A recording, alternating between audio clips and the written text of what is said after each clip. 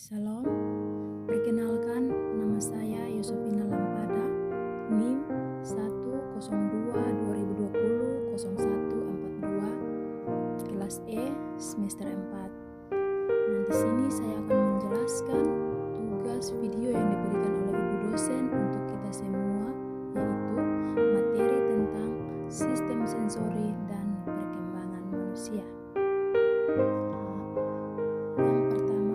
Sistem sensori. A.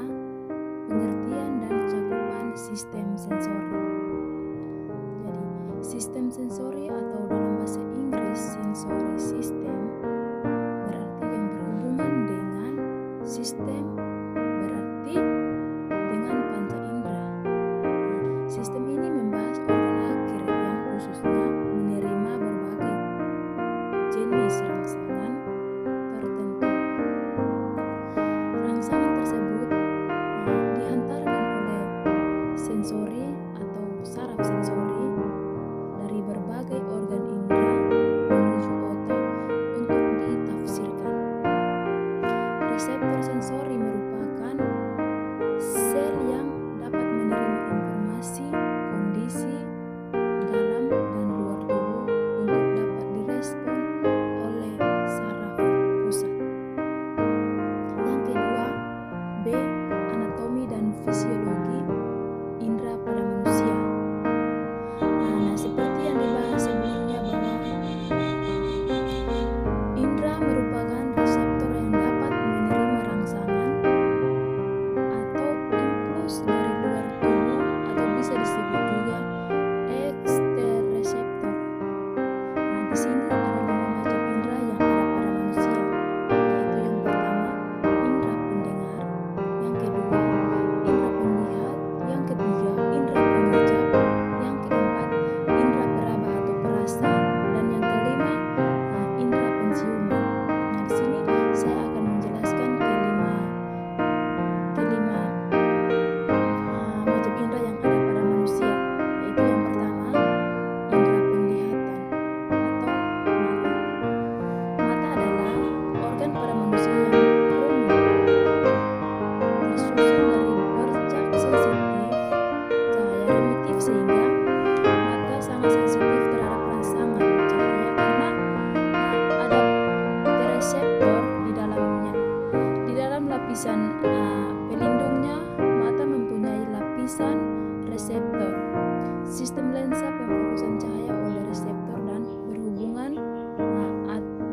berhubungan atas suatu sistem saraf. Nah, yang kedua, struktur anatomi mata. Bola mata berada di ruang lingkup pada tulang-tulang tengkorak yang disebut orbit. Nah, orbit tersusun oleh 7 tulang tengkorak, yaitu tulang frontalis, lacrimalis, ethmoid, zygomaticum, maxilla, sphenoid, dan late yang berfungsi mendukung, menyangga, dan melindungi mata. Nah, bagian-bagian mata ini terdiri dari yang pertama sclera, dua kornea, yang ketiga lapisan koroid, yang keempat iris, yang kelima lensa, dan yang keenam retina, ketujuh saraf optik. Nah, yang ketiga yaitu fisiologi penglihatan atau mata. Nah, fungsi utama mata adalah mengubah energi cahaya menjadi impuls saraf, menjadi gambar visual. Jumlah cahaya yang masuk akan diatur oleh iris dengan jalannya membesarkan atau mengecilkan pupil. Pada iris terdapat 2 otot polos yang tersusun sekuler dan radial, mampu bergerak dan mengecil, membentuk pupil agar sinar objek menghasilkan sinar yang jelas. Pada retina harus dibiasakan terjadi proses yang disebut pemfokusan. Materi yang keempat tentang indera pendengar atau telinga. Telinga adalah alat indera yang memiliki fungsi untuk mendengar suara yang ada di sekitar kita, sehingga kita dapat mengetahui atau mengidentifikasi apa yang terjadi harus melihatnya dengan mata kepala sendiri. Di sini struktur anatomi telinga adalah sebagai berikut. Ada 3. Yang pertama meatus auditerus atau telinga luar. Yang kedua telinga bagian tengah atau cavum tympani. Dan yang ketiga telinga bagian dalam. Nah, yang kelima di sini indera pengecap atau lidah.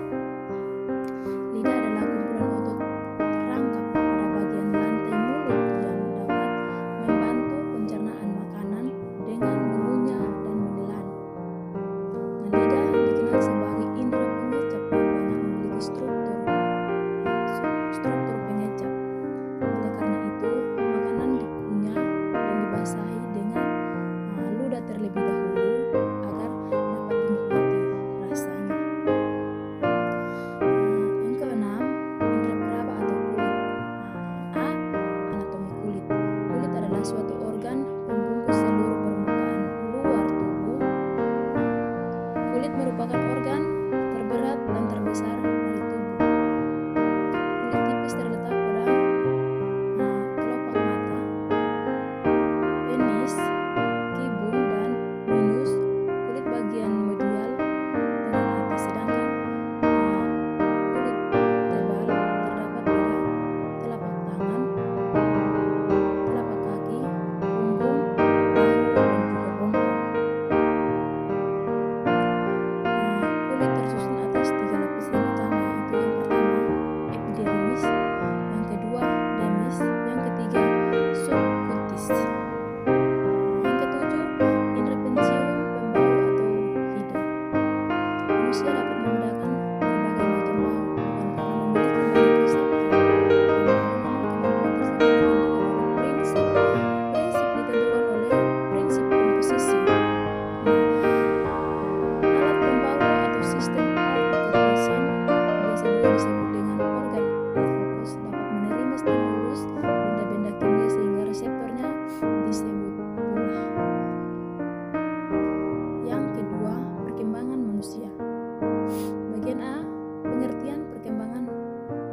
Pada dasarnya perkembangan merujuk pada perubahan sistematik tentang fungsi-fungsi fisik dan psikis. Perkembangan merupakan proses yang dialami oleh individu mulai masa konsepsi sampai meninggal dunia, yang berlangsung secara sistematif, progresif, dan berkesinambungan. B. Faktor-faktor yang mempengaruhi perkembangan. Di sini yang pertama tentang faktor internal. Faktor internal adalah segala sesuatu yang ada di dalam diri individu. Yang termasuk di dalam faktor internal yaitu jasmania, psikologis, kematangan fisik, dan psikis. Yang kedua, faktor eksternal. Faktor eksternal yaitu segala sesuatu yang berada di luar individu. Yang termasuk faktor eksternal yaitu faktor sosial, faktor budaya, lingkungan fisik, dan non-fisik. Yang kedua, faktor lingkungan. Perkembangan yang paling berpengaruh terhadap perkembangan anak usia dini adalah orang tua. Faktor internal yaitu kecakapan dan keterampilan seorang anak.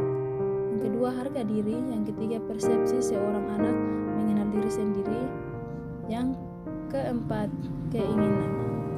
Faktor eksternal yaitu yang pertama, adanya orang terdekat yang dapat dipercayai.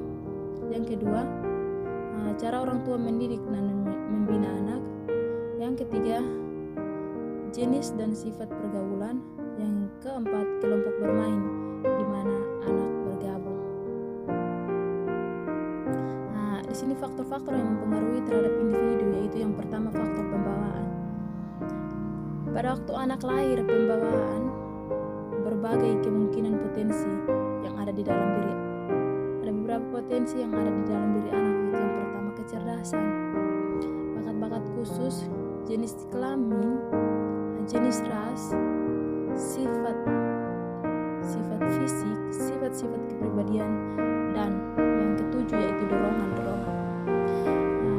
Materi yang ketiga bagian C yaitu faktor-faktor yang mempengaruhi perkembangan anak usia dini. Yaitu yang pertama, faktor perkembangan anak usia dini. A.